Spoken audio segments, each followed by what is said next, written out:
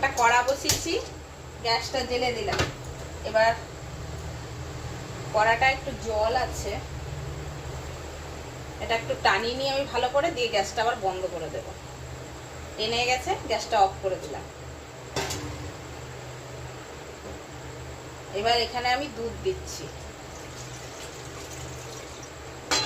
কিছুটা পরিমাণ দুধ দিলাম। দুধটা কাঁচা ঠান্ডা। দুধের ভিতরে এই আমি সুজি দিচ্ছি 1 চামচ, 2 চামচ, আর এই যে 1/2 চামচ সুজি দিলাম।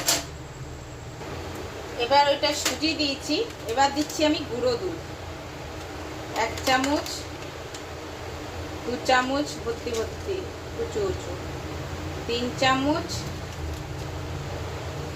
4 চামচ।